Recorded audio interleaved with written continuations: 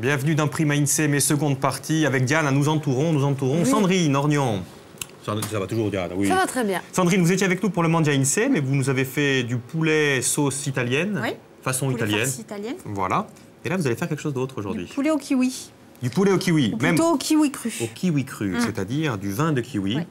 Une recette assez sympa, assez facile. Et oui. On va voir, voilà, on voit les ingrédients. Hein. 4 blancs de poulet, 4 kiwis, du miel, jus de citron, des raisins blonds. Oui. Et de la cannelle et muscade. Et du riz en accompagnement. Donc ça va se passer de la façon suivante. Une fois n'est pas coutume, avec Diane, vous allez rester toutes les deux là et vous allez faire la recette tout au long de l'émission, en fil rouge. Et moi, je vais rejoindre mes invités, bien sûr, derrière, pour qu'on discute, bien sûr, puis notamment d'Artégouste. Quand on est à un stade critique ou quelque chose d'important... Critique avec Sandrine, je me fais pas de soucis. Non, pas critique, mais du moins quelque chose de crucial. Voilà. Plus que critique. Stratégique. Voilà. Stratégique. Eh bien, on va commencer avec vous, Diane, non, le jeu? Oui, on commence, tout à fait. Allez, commençons. Je me suis permise de faire la guerre aux archives. Je n'ai pas d'archives, en fait. Voilà, je n'ai pas de film, je n'ai pas d'extrait, je n'ai rien. Je n'ai qu'un document visuel, ou plutôt plusieurs, vous allez le voir à l'image, et après, je vous pose ma question.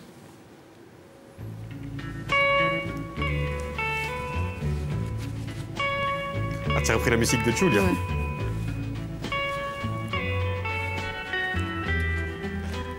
Voilà, c'est qu'est-ce que c'est? Quel est le peintre, en fait? Voilà, plus que qu'est-ce que c'est. Vous avez vu, quel est le peintre? Ce n'est pas forcément très compliqué, mais c'était pour commencer la semaine en douceur. Je vous ai proposé des toiles. Qui les a signées? Se agonisci destu pintore qui ci chiamate come sempre 0800 000 900. C'est un numéro vert. À gagner aujourd'hui, bien de belles choses. Tout d'abord, il y a l'album de Sissi Palandri, Luce di sentimenti. Andiamo a ascoltare un pesadelo.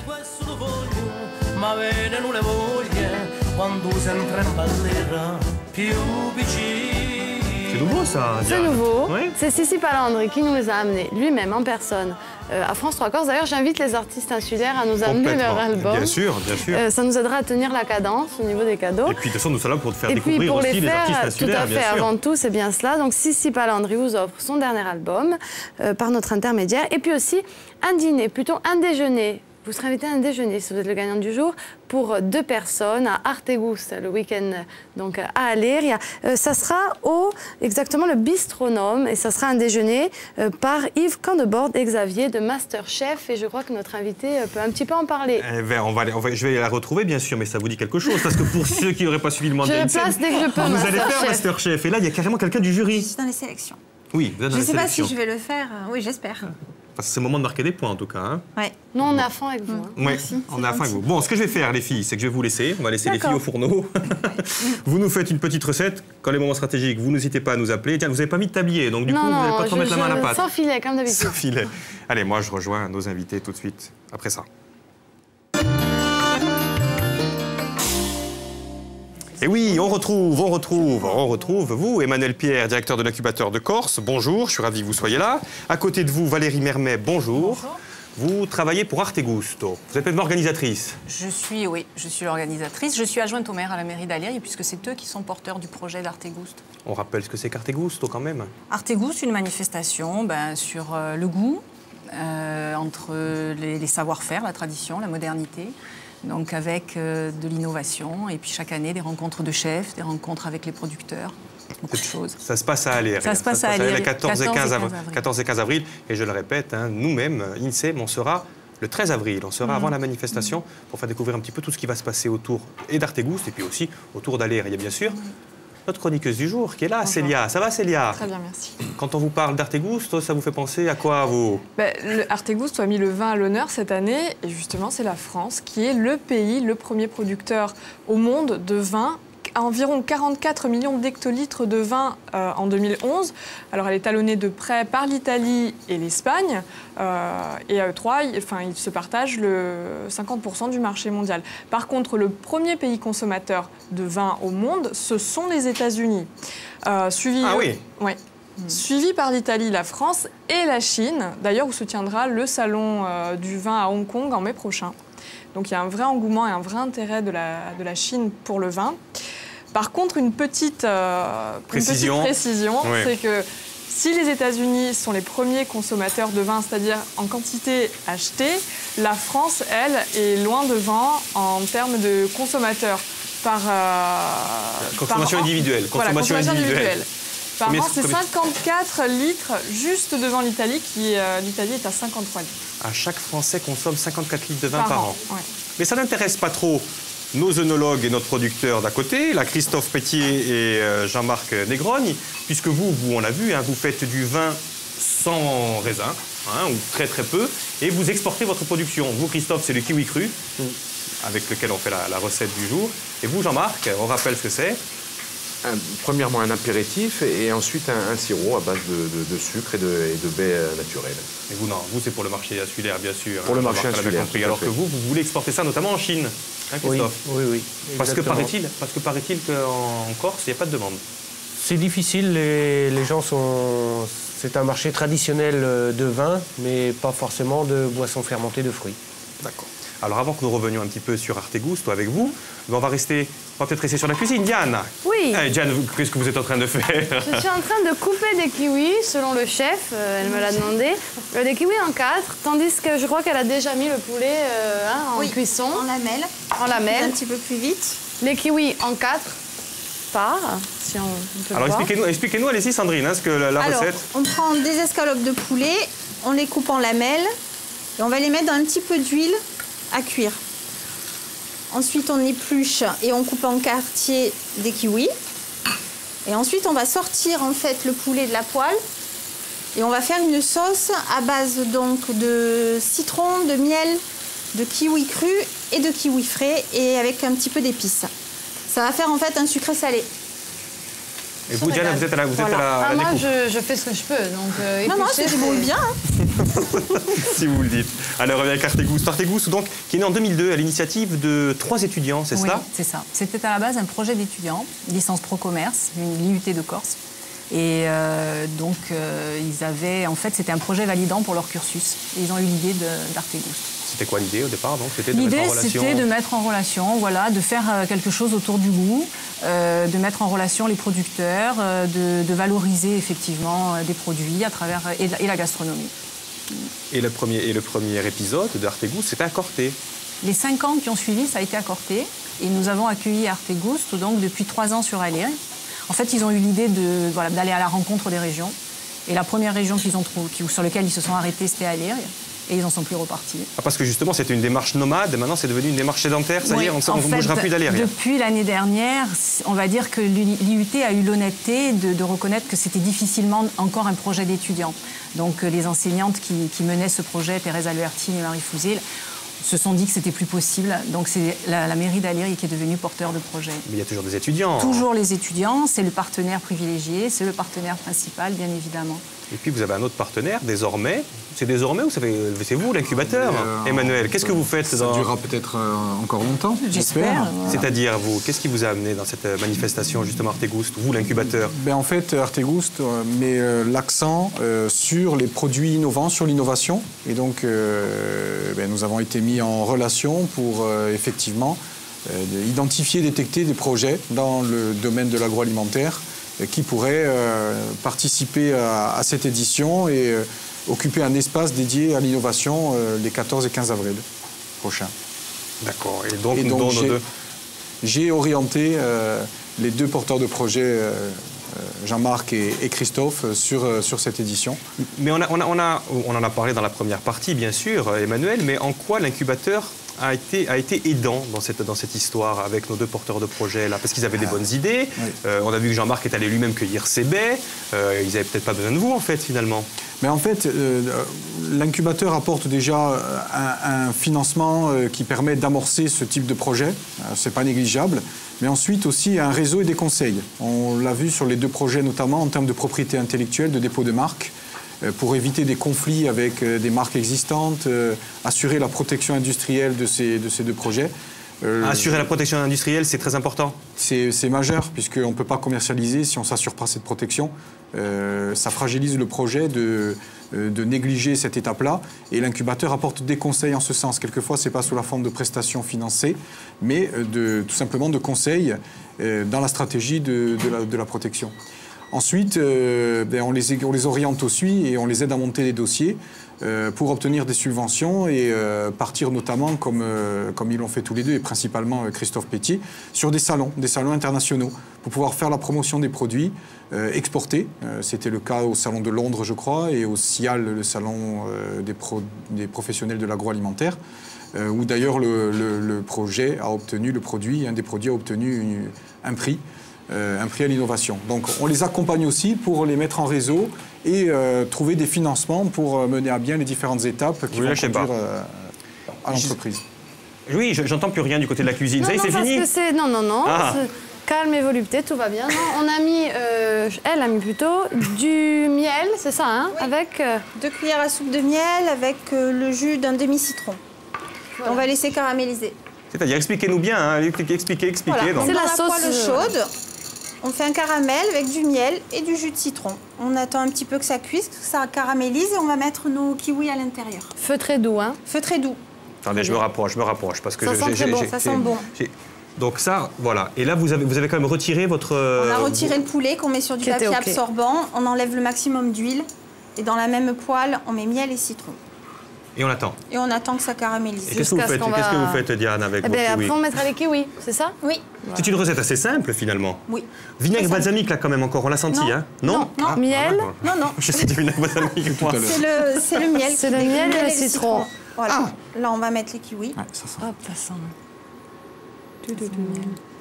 Voilà. C'est à feu doux? Feu très doux, hein. Pourquoi? Déjà parce que le miel va sinon prendre une couleur trop brune et ça ne sera pas bon. Et bon, le kiwi est quand même quelque chose d'assez fragile. Hein. Une grande cuillère à soupe de miel? Deux. Hein? 2 grosses cuillères à soupe de miel. C'est quel miel que vous prenez, justement? Vous avez pris du... Ah, papa... Miel d'ici. Du miel liquide. Il ne faut pas qu'il soit trop épais, sinon on n'arrive pas à le diluer. Miel du plutôt maquis. du miel liquide. Bon. Voilà, on va laisser tranquillement caraméliser. Allez, suivez-moi, je retourne vers vous et on va parler d'Artegusto. Artegusto, donc c'est là, ça concerne 5 types de publics. Hein. Il y a les pros de l'agroalimentaire, les enseignants, les étudiants, la population, nous bien sûr, et les collectivités. Pourquoi les collectivités, dites-moi? Les collectivités qui sont partenaires, bien évidemment. Qu'est-ce qu'elles font, les collectivités Cette année, donc, ils sont partenaires. La TC a financé le projet. La CTC finance le projet, effectivement. Les collectivités sont partenaires, oui, bien sûr. Et heureusement qu'elles le sont. Et des thématiques, hein, depuis 2006. Je vais les lire, hein, puisque vous m'avez donné le dossier de presse. Quel est l'impact des signes officiels de qualité dans le secteur agroalimentaire? En 2009, de l'agriculture à l'agroalimentaire, quelle coopération pour la valorisation d'une économie patrimoniale. 2010, le bio, un enjeu d'avenir pour la Corse. 2011, l'innovation agroalimentaire. Et 2012, le no-tourisme, vecteur de développement. Pourquoi vous avez choisi cette thématique-là cette année? Parce qu'elle correspondait au focus qu'on avait choisi de mettre sur le vin, hein, sur l'innovation dans le vin. Et effectivement, un sujet qui est intéressant pour la Corse. Même s'il est en devenir, ça nous a semblé... Ce dont vous parlez, les thématiques, c'est les thématiques des tables rondes qui ont lieu le dimanche vers 17h. Et c'est vrai que ça permet de rencontrer les institutionnels, des producteurs, de ceux qui sont sur le terrain et de pouvoir mettre tout ça en lien et de créer un maillage. Donc c'est des tables rondes où il y a réflexion, échange et où on peut effectivement... on peut débattre de certains sujets. Donc cette année, ça sera le no-tourisme. Le no-tourisme. Est-ce que vous savez combien il y a de vins en France, de vins différents? Moi, je ne m'aventurerai pas. Peut-être notre œnologue. Est-ce que... Oui, tiens, oui, il est là. Il y a des milliers de vins en France, il y a plusieurs échelons entre les appellations et... Je vous coupe, mais Thierry, voilà, parce qu'on ne vous voyait pas, vous étiez derrière Diane, donc ne vous inquiétez pas. Allez-y, je vous en prie. Il y a des milliers de vins différents en France, et tout est régi par un système d'appellation d'origine contrôlée, ou d'IGP, c'est-à-dire indication géographique protégée. Je ne saurais pas vous dire le nombre exact de vins. Moi, je vais vous le donner. Il y en a 3420. C'est l'Institut national de l'origine et de la qualité qui en a recensé 3420. Et effectivement, elles sont regroupées en 1434 dénominations. Et chacune d'elles appartient effectivement à 460 appellations et indications, 293 AOC, 16 AOVDQS, c'est-à-dire appellation d'origine vin délimitée de qualité supérieure, et 151 IGP issus de 788 domaines. Il y a une multitude de vins et vous ajoutez à l'existant. Vous êtes les 3421e et 22e. Non, ou alors non, ou plutôt vous êtes dans quelle catégorie vous? Moi, à la base, on est producteur de vin, donc on est dans la catégorie AOC et IGP, mais le projet Kiwi n'est pas du vin. Le projet Kiwi n'est pas du vin? Non, il n'est pas considéré, du moins par l'administration, comme du vin. Je viens vers vous, Diane, j'ai bien compris, mais juste, on répond à la question d'un téléspectateur. Combien d'AOC en Corse? Dites-nous, Christophe. Je crois qu'il y en a 11 de mémoire. D'accord, 11 de mémoire. Diane. Oui, voici venu le temps de l'étape cruciale, c'est-à-dire nous allons mettre le kiwi cru dans notre préparation. Alors, voilà, une fois qu'on a laissé caraméliser le kiwi 2-3 minutes. 2 minutes. 2 minutes. Que fait-on? On met une pincée de cannelle. C'est déjà fait, C'est fait. Ah, c'est fait. Une pincée de si vous faites les choses quand c'est pas à l'antenne. Moi, je les refais. Hein, on le refait, allez. Le sel est déjà mis, le poivre. Ouais. Et on verse 10 10 centilitres de kiwi cru. Voilà. Et on va laisser réduire comme ça à petit feu. Quand ça sera réduit, on ajoutera le poulet. On va rappeler Donc peut-être... on va monter un petit peu le feu par contre. Voilà. Voilà, c'était la minute. Mais on va peut-être, pour les téléspectateurs qui viennent de nous retrouver, hein, parce qu'on rappelle qu'on est ensemble depuis midi, on va rappeler ce que c'est que le kiwi cru, Christophe. Le kiwi cru, c'est une boisson naturellement fermentée à base de fruits. C'est-à-dire qu'il n'y a ni alcool ni sucre ajouté. On part du fruit, on le presse, on en fait du jus de fruits. Et ce jus de fruits, on va le mettre en fermentation et transformer donc le sucre en alcool. Je ne veux pas dire de la même manière que le vin, parce qu'on n'est pas sur les mêmes natures physico-chimiques, mais ça reste une fermentation de fruits en alcool.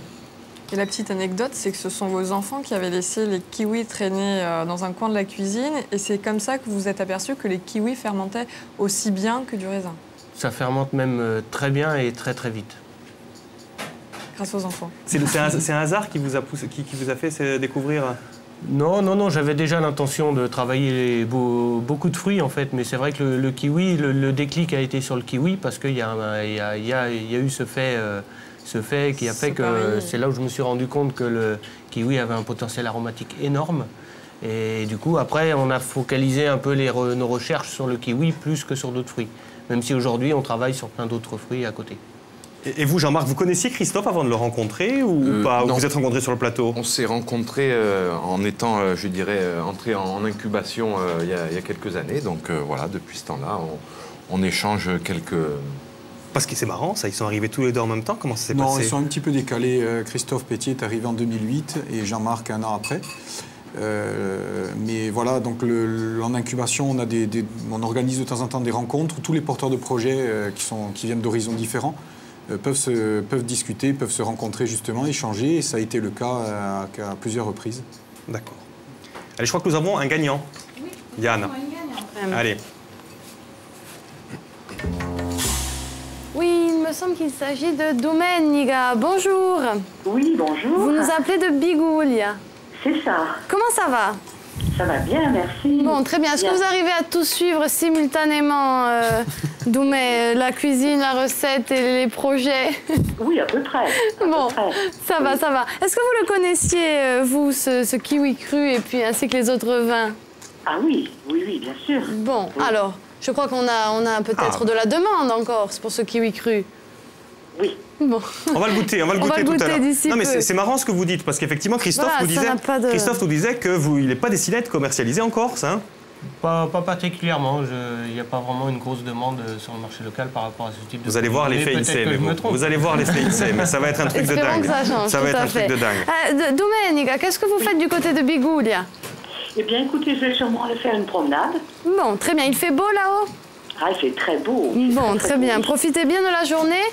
Il y avait aussi du soleil sur les toiles de la personne des tableaux que je vous montrais. Oui. Alors, quel est cet artiste?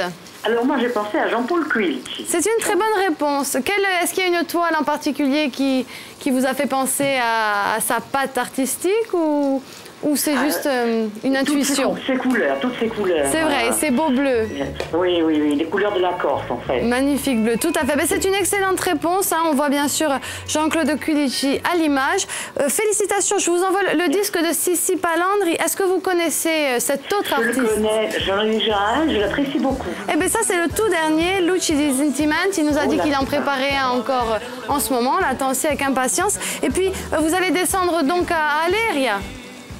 Sur Aléria. Oui. Ah, oh là là, Lilia. Vous avez 2 semaines pour préparer le voyage, l'équiper.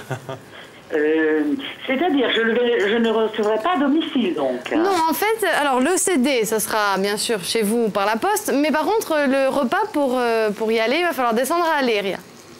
Avec la personne de votre choix pour manger le midi au bistronome qui va être monté pour l'occasion avec Candebord notamment, je crois, au piano.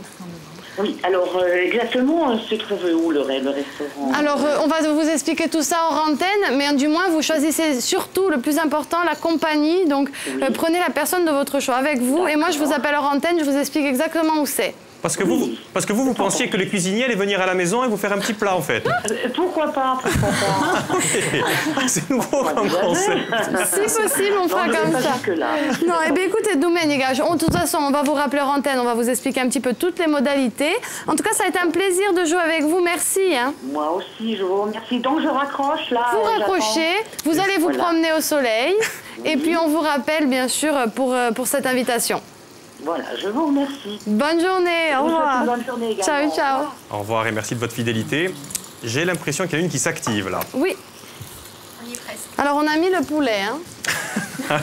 J'ai pu dans mon dos, d'ailleurs. Vous avez la main, Diana, gardez-la. Alors, et on laisse réduire encore un petit peu, comme ça le poulet va s'imprégner du kiwi cru, de l'alcool. Et là, ça commence à caraméliser dessous, en fait. Et ça sent toujours très bon. Très bon, oui. Voilà. Et donc, il préconise de le servir avec du riz blanc. Avec du riz, oui. Donc, j'ai rajouté un petit peu de cannelle sur le poulet aussi, que ça se parfume bien. On va laisser réduire la sauce pour qu'elle soit sirupeuse et on va pouvoir dresser. Mais Luc, on peut faire plein de choses avec ce kiwi cru, parce qu'il y a même une recette, mais on n'a pas le temps, je pense. Allez-y, bien sûr qu'on a le temps. Je pense pas, hein, on n'a pas le matériel pour la faire, non. mais par exemple, il y a des beignets au broche au kiwi cru à faire prochainement. Voilà. Je vous dis, il va y avoir un effet toutes INSEE. les portes sont ouvertes. Je vous dis qu'il va y avoir un effet INSEE, mais Célia, on vous laisse. Faites-nous signe pour le dressage, parce que pour le coup, on a bien envie de goûter, nous. Hein, et puis on va dresser maintenant, Luc. Nous sommes prêts. Eh ben, attendez encore 5 secondes, parce qu'il y a Célia qui voudrait quand même nous dire quelque chose par rapport aux agrumes. Exactement. Alors la Corse, elle recèle d'innovation, et notamment en termes d'agroalimentaire. Et c'est le cas aussi pour les agrumes. Alors en plaine orientale, toujours. Hein, à San Giuliano, il se trouve la plus grosse collection méditerranéenne et européenne en ressources génétiques au niveau des agrumes. Et c'est entretenu par l'INRA, qui est l'Institut national de recherche agronomique. Et on y cultive plus de 800 variétés d'agrumes. 800 variétés d'agrumes sur 13 hectares et ça représente en tout 5000 plantes avec quelques raretés méconnues et des fruits insolites. Donc on va en voir quelques-uns en images. On trouve du citron caviar. En fait, c'est la pulpe qui fait des grains. Ça ressemble vraiment à du caviar et c'est très acidulé et c'est très apprécié en cuisine puisque les saveurs éclatent en bouche. Donc ça, c'est première chose. On trouve également des clémentines vertes. Alors, elles sont mûres, hein, on le voit, la pulpe est très, très colorée, mais par contre, elles restent vertes à l'extérieur. Et on trouve également des mains de Bouddha. Je ne sais pas si vous connaissez, on en trouve parfois dans les jardins, donc c'est pas trop exceptionnel. Mais là, en l'occurrence, ce sont des cédrats en forme de mains de Bouddha. Je ne sais pas si on peut les voir. Ce sont en fait les doigts qui font des vésicules. Et en fait, chaque doigt est un quartier du fruit. Voilà. Donc, je ne sais pas si ce serait intéressant de faire du vin avec ça, mais... Bah tiens, oui. Est-ce qu'on vous a déjà posé la question, mais est-ce qu'on peut faire du vin avec ce qu'on vient de voir, Christophe? Avec les agrumes, non, c'est assez difficile. Pourquoi? Notamment par rapport à l'amertume, en fait, qu'on va trouver sur la peau. Alors, je ne vais pas essayer encore ces nouveaux fruits, mais on a, nous, pas mal essayé avec la clémentine et donc le pomelo. C'est plus des choses qu'on utilise en assemblage avec du vin, qui sont intéressantes en assemblage avec du vin. En fermentation pure, c'est moins intéressant. Ah bon? Et la main de Bouddha, elle arrive, hein, on vient de me signaler, donc on va la voir. Là, regardez. C'est assez impressionnant, la main de Bouddha. Hein. On en voit quelques... C'est pas tout le temps, mais ça arrive dans les jardins, on peut en voir. Mais bon, là, c'est du cédra, c'est pas du... Je me rapproche? J'ose pas me rapprocher. Vous allez dresser? Non, on est gentil, vous pouvez venir. on va dresser. J'arrive. Donc la sauce a vraiment bien réduit. Hein. Il reste presque juste le caramel. Oui, c'est parfait. C'est tout caramélisé. Est-ce que je propose un vin de kiwi à nos autres? Eh bien, on va le faire. On va attendre de dresser. Bien sûr. Alors, le vin de kiwi, on a le sirop aussi. C'est parfait. Je Fioredinote. pense qu'il est possible aussi de le cuisiner. De le cuisiner, hein. tout à fait. Bien Il y sûr. a des Avec quelques applications idées culinaires. pour nous ou pas pour Des aujourd'hui? applications culinaires intéressantes. Avec du brooch et un peu de café, ça peut être très Un agréable. bon dessert aussi. Voilà, tout à fait. Peut-être Jean-Marc, rappelez un petit peu, là, je suis en train de servir, je suis en train de faire le service, hein, bien sûr. Hein, Fioredinote, sirop, prunelle et genièvre. Qu'est-ce que c'est que je sers là? Alors, sirop à base donc de prunelle, sauvage de genièvre, un sirop comme un sirop classique de grenadine. Voilà. On va goûter, je vais vous dire. C'est très bon. Alors, c'est un goût particulier. J'associe deux produits, un qui est astringent et l'autre qui a une certaine amertume pour la baie de genièvre, avec un dosage qui permet d'avoir un goût en bouche assez développé. Et ça ressemble un petit peu au cranberry, je trouve. Ouais. En plus La sucré. acidulée. Tout à fait. C'est vous qui vous avez tout fait tout seul, Jean-Marc? C'est Oui. vous qui faites les assemblages? Vous êtes, C'est moi qui fais les assemblages. c'est-à-dire, vous avez un laboratoire? Où est-ce que vous êtes Alors ça a installé? débuté, je dirais, comme tout projet, dans sa cuisine. Voilà, alors on fait des tests de produits. Après, ça plaît ou ça plaît pas, on passe à autre chose. Et puis, arrivé à un moment donné, on a un assemblage qui correspond au goût actuel. Voilà. Bien évidemment, quand Jean-Marc Negrone il vient nous voir, le produit n'est pas encore stabilisé, donc on va l'aider à travers des prestations externes de type laboratoire d'analyse Tout à fait. à stabiliser le produit et à le faire évoluer pour qu'il soit justement commercialisable. C'est-à-dire, vous l'aidez comment? Tout simplement en finançant des prestations Études de type biologiques, études effectivement physico-chimiques, biologiques, caractérisation du produit, ce qui va permettre de stabiliser le produit. Pour rebondir sur ce qu'a dit tout à l'heure Célia, c'est important de dire effectivement qu'il existe aussi aujourd'hui un pôle agronomique à San Julián qui est composé d'acteurs comme l'INRA, l'AREFLEC, et ça c'est très important et c'est un pôle qui sera, je l'espère, très rapidement, à terme en tout cas, au service des projets innovants dans l'agroalimentaire. C'est dressé. Allez, on va C'est aller goûter. prêt à Tiens, déguster. allez, venez. Ah, vous avez servi des... Mais venez, on va se rapprocher, on va goûter. Réexpliquez-nous, parce que c'est pas moi qui vais expliquer la recette, là. On va peut-être revoir les ingrédients, Voilà, non on va revoir les ingrédients. C'est On ils ne vont va pas perdre s'afficher. nos téléspectateurs. Et donc, Donc, on prend des blancs de poulet que l'on coupe en lamelles. On les fait cuire dans un petit peu d'huile dans une poêle bien chaude pendant à peu près 5 minutes. On les sort, on enlève l'huile. On ne change pas de poêle, hein, pourquoi? pour garder quand même les sucs du poulet pour le jus. D'accord. On essuie juste un petit peu l'excédent d'huile. On met 2 cuillères à soupe de miel Ah d'accord. liquide avec un demi-jus de citron. On fait caraméliser. On n'a pas trop pour pas que ça brunisse trop quand même.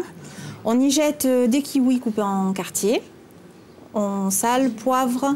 On attend à peu près 2 minutes. Ensuite, on met de la cannelle, de la muscade et 10 centilitres de kiwi cru. Ouais. On laisse réduire. On laisse réduire à moitié. On va rajouter le poulet dans cette préparation et on va continuer à laisser réduire de façon à ce que le jus en fait devienne comme ça, sirop. Voilà. Et on dresse. C'est Et très on simple. mange. Et on Et mange, on alors, mange. on va couper des bouts. Je suppose que vous avez déjà goûté, non? Oui, oui. Alors, J'ai est-ce déjà que vous testé. avez l'air d'accord, toutes les content du recettes. résultat culinaire? Oui, oui, l'aspect visuel est très beau. C'est vrai. C'est vous qui les avez mises, parce qu'on rappelle que la recette, c'est vous qui l'avez mise au point. Hein. C'est vous qui mettez au point les Oui, recettes? non, Comment ça se en passe? collaboration avec une chef, en fait, une amie qui est chef sur la région parisienne, avec qui on avait fait une dizaine de recettes. Je me permets de goûter. hein. Bon, on va goûter. On va vous dire. Moi, je vais vous dire Et si c'est donc bon. toujours des recettes, toujours dans l'originalité un petit peu, quoi. Mais c'est juste très délicieux. Avec un Donc très là, bon sucré-salé, un très Voilà, bon là mélange. c'est une association sucré-salé qui est un peu originale. Et Ouais, là, c'est c'est vachement du... bon. C'est acidulé. C'est C'est vachement très bon, très ça. bon. Je laisse. C'est super bon. On va peut-être ramener le plat. Ben, je vais l'amener là-bas. Attends, j'en goûte encore un petit bout. Non, parce vous que... en laissez encore un petit peu, c'est possible. On va le Et mettre est-ce là-bas. que vous préconisez un accord mets et vin Oui, bien sûr, avec du kiwi cru. avec du kiwi cru? Voilà, évidemment. On va en bénéficier. Que l'on boit avec modération, on va le dire, hein, Luc, quand même. Bon, goûtez. Et en attendant, on va rappeler quand même une journée type quand même d'Artégoust. Moi, j'aimerais bien. Je vous laisse. Hein, s'il vous plaît. Vous faites vos mails, vous, en direct. Pas du tout, pas du tout. Il est incroyable, Emmanuel. Vous écrivez à qui, là? Non mais c'est bon. D'accord. Bon. Ok, allez. Une journée type. Oui, une journée type. Comment ça se passe, Artegusto? Donc ça démarre samedi 14h, ça finit dimanche 18h avec une centaine de producteurs. Des animations, des ateliers au cours desquels on pourra déguster des conférences, mais il y a effectivement les produits de Christophe Pétier et de Jean-Marc Négrogne, mais il y a aussi l'art et le vin dans l'Antiquité avec un enseignant-chercheur de l'université. L'art et le vin dans l'Antiquité Ben allez, rien. Oui. Pardon? On vous l'a dit que c'était dans Grèce antique. Oui, non, mais oui, ça j'ai bien compris, mais je ne savais pas qu'il y avait des ateliers effectivement un petit peu historiques comme ça aussi. Après, il y en a d'autres. Il y a effectivement l'ADEC qui va présenter tout ce qui est son système en termes d'innovation. Mais il y a alors qui y aura en plus de Jean-Marc Négrogne et de Alors, en porteur de projet, on aura les deux porteurs de projet, puis on aura une intervenante de l'ADEC qui va donner quelques informations sur les dispositifs d'aides économiques et en particulier les dispositifs d'appui à l'innovation. Et est-ce qu'il y a beaucoup de gens qui viennent est-ce que c'est si connu que ça, l'incubateur, Emmanuel? Hélas non, mais grâce à vous, non, mais justement, mais franchement, vrai. est-ce qu'il y a un effet? Tiens, pour le coup, on en parlait avec les Kiwi Cru, mais est-ce qu'il y a un effet INSEE, mais ou pas? Est-ce qu'il maintenant il y a des gens qui disent bon, moi j'ai un projet, je pense que c'est innovant, je vais voir Emmanuel? Il arrive qu'après l'émission, on ait des mails, des coups de fil. Justement, c'était le cas. Même pendant l'émission. Oui. Et par exemple, il y a des idées novatrices vraiment ou pas? Il faut faire le tri quand même, parce que l'incubateur n'est pas le réceptacle de tout ce qui est innovant, parce que l'innovation est un concept qui est très très large. On a de l'innovation dans l'organisation aussi, de l'innovation de marketing. Donc nous, on fait le tri, on s'intéresse à des projets qui nécessitent un processus d'innovation très lourd et surtout qui ont des débouchés importants en termes de création d'emplois, par exemple, ou en termes, on l'a vu, de valorisation de filières. C'était l'intérêt de... Rapprochez-vous justement, en termes de création d'emplois. Jean-Marc et Christophe, venez, mettez-vous là, venez, hop, voilà, comme ça, moi, vous serez dans la lumière. Approchez-vous, n'ayez pas peur. En termes de création d'emplois, qu'est-ce qu'il y a chez vous? Alors, pour l'instant, je suis seul, donc le but, c'est dans les 2-3 ans qui viennent, d'embaucher des cueilleurs, des personnes qui vont m'aider à fabriquer le produit, à le commercialiser. Bon, pour l'instant, je suis seul, mais dans les 2-3 ans qui viennent, il y aura des embauches qui seront effectives. Sinon, vous l'auriez pas pris. Au moins dans le niveau. C'est important. Voilà, alors c'est vrai qu'on n'est pas sur des projets à très fort potentiel, ce qui est le cas de certains projets que nous avons vus ici dans le domaine des TIC et d'autres secteurs. Mais ce qui est important, c'est qu'on a un porteur de projet, on a des porteurs de projets qui créent leur propre activité et qui vont certainement créer des emplois à terme. Ils sortent d'incubation, donc c'est un peu tôt encore. Mais vous aussi à terme, oui, j'espère. Oui, à terme, on espère créer de l'emploi. Pour l'instant, je suis toujours tout seul sur ce projet, mais on espère bien créer de l'emploi à terme. Combien de temps pour être incubé? L'incubation dure 18 mois à 2 ans. Et même en sortie d'incubation, il y a encore souvent des étapes de pré-industrialisation, d'industrialisation, ou quand c'est le cas ici, de commercialisation, donc qui nécessite qu'on attende encore un petit peu après la sortie d'incubation pour apprécier vraiment le potentiel du projet. Bien, vous vous rapprochez? Oui, on se permet de revenir. Allez, pour nous dire ce soir dans CRXM. C'est écrit là-bas au comptoir. D'accord, tout est écrit, donc lisons tous ensemble et les émissions sont rediffusées. C'est important que les émissions soient rediffusées, on ne le dira jamais assez. Sûr. À 8h20, demain, c'est 3 initiatives pour 3 causes vraiment très intéressantes. Donc soyez là demain et puis soyez à Artegusto, puisque vous verrez tout ce beau monde en vrai, sauf vous, puisque vous serez dans les sélections Masterchef. On a bien compris, Sandrine. Merci, allez, merci de nous avoir suivis. Passez donc une excellente après-midi. Et on se retrouve demain, même endroit, même heure. Au revoir.